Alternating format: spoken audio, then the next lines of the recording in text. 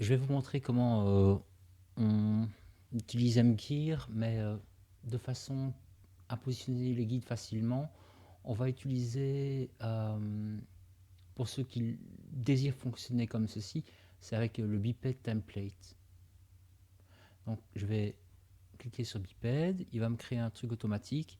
Ça va vous permettre de ne pas devoir créer tous les guides manuellement. Alors, le voilà. Il est tout petit. On va sélectionner cette partie-là et faire une mise à échelle. Comme ceci.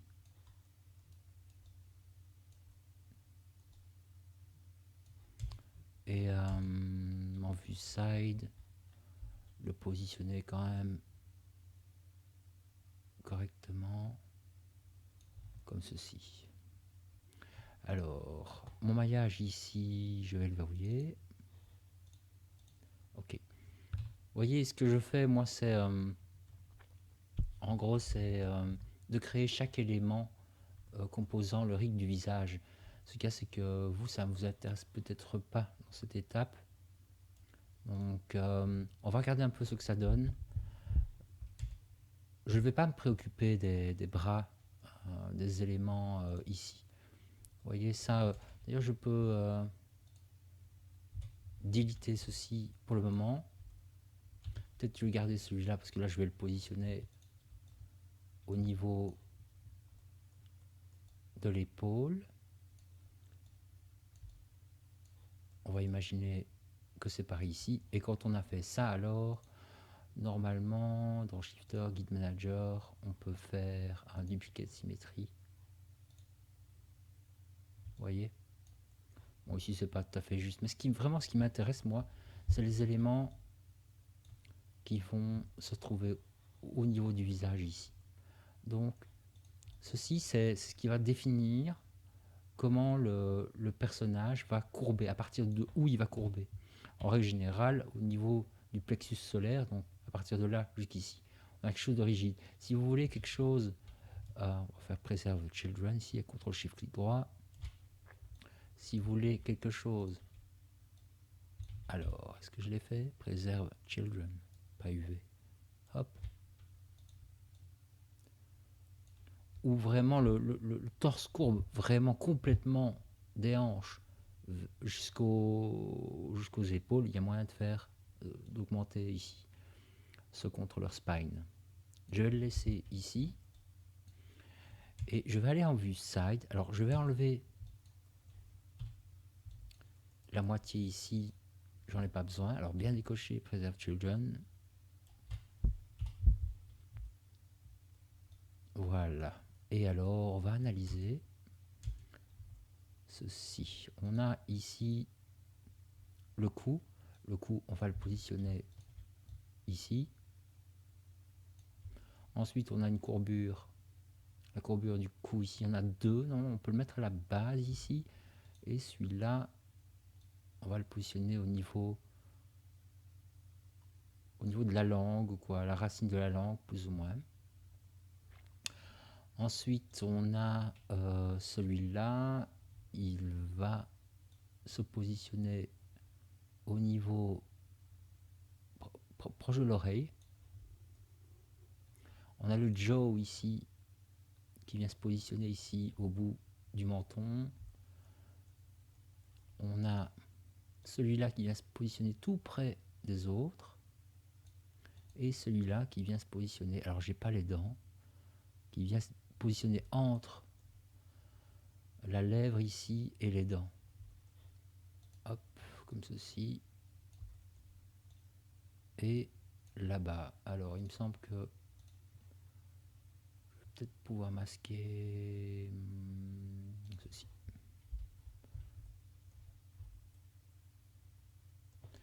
On a celui-là qui vient se positionner à l'extrémité du crâne. Et celui-là, on va l'aligner sur l'œil. Alors on va déverrouiller ça. Je prends le contrôleur puis ceci. Alors je pense que c'est dans M-Gear. Et là on a Match with Bounding Box. Alors c'était le contraire. D'abord l'œil et puis le contrôleur. Match. Voilà. Il est placé au centre. Celui-là, je pourrais le placer. Je ne sais pas si je peux faire un aligne.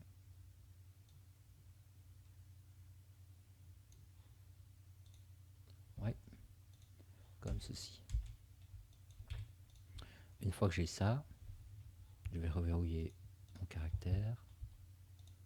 Et là, je peux faire un duplicate symétrie.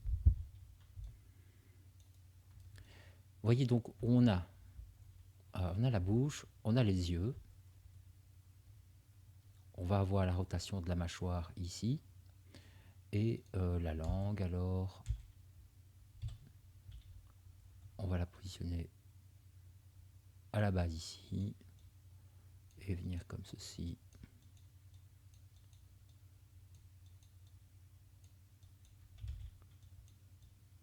Ajuster ça.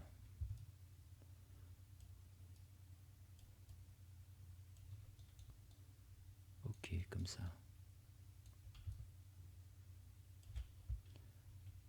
Donc, ce qu'il faut faire, c'est il faut faire un skinning là-dessus et tester pour voir si les contrôleurs sont bien placés. Si les guides plutôt sont bien placés. Si c'est mal placé, bah, il faut simplement réajuster les guides et recréer un rig. Donc ici, si je sélectionne guide, M-Gear, Shifter, Guide Manager, on va faire un build.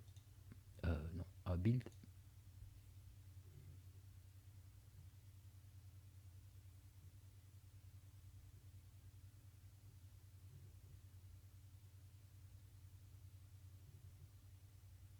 Voilà.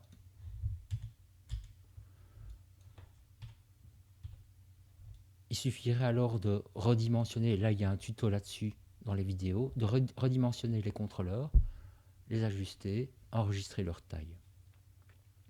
Quand vous avez ça, vous avez déjà un rig de visage qui est déjà très intéressant. Il suffirait alors d'utiliser le facial rig qui doit se trouver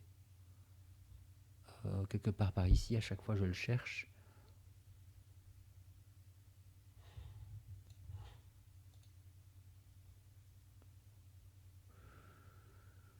Voilà. Et donc le facial rigger vous permet de riguer les yeux. C'est vraiment rapide, hein, ces options-là. Les sourcils et le lips. Vous verrez que dans les vidéos, j'en parle du lips.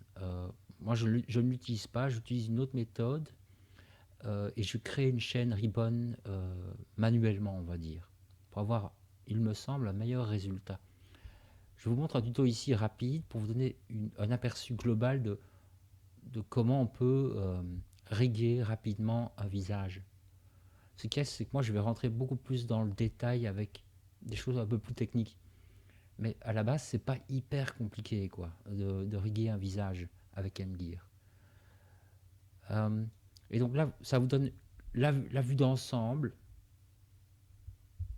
d'un rig sous M-Gear. Ça va, et par la suite, eh bien, vous allez pouvoir pêcher les éléments qui vous intéressent dans les vidéos que j'ai produites en fonction du résultat que vous voulez obtenir. Donc l'étape suivante ici, si on devait continuer là-dessus, bah, c'est simplement de redimensionner. Et là, il faudrait trouver la vidéo qui porte le nom. Je vais le noter dans les vidéos, comme ça vous vous retrouverez facilement si vous voulez continuer avec ce principe.